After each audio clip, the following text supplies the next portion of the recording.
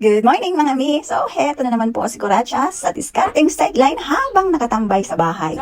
60 pouch nga ang naka-line up ngayon kung kaya naman napa-order ulit ako ng ating ginagamit na pampatigas sa ginagawa nating wallet na felon. Dalawang klase nga pala ang fusible felon, isang may dikit at isang walang dikit. Kailangan nga pala siyang plansyahin para dumikit sa mga telang gagamitin. Kung kaya naman, isa-isa ko itong pinaplansya para dumikit yung felon at maging patigas ng gagawin nating wallet. Kailangan kasing mayroong patigas yung mga gagawin na wallet para magkaroon ito ng magandang quality. Dahil nga, ang mga telang ginagamit ko ay medyo maninipis lang katulad ng mga cotton o woven at iba pa. Kung kaya naman, dinodoble ko na yung pelon na nilalagay ko sa isang pouch. At ito din ang isa sa pinakamabusising pamamaraan ng paggawa ng wallet, ang pagpaplansya at pagkakat ng mga fabric na gagamitin, pagkat din ng mga pelon at ng ating gagamitin na lining. Mayroon nga rin palang nagtatanong kung ano daw bang size yung ginagawa kong mga pouch or wallet or coin purse.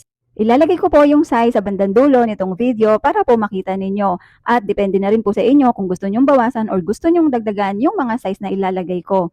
At sa mga tela nga po pala ng mga ginagamit ko, meron din po akong binibili sa Orange app at ilalagay ko din po yung link sa baba para po makapili kayo ng mga design na gusto ninyo.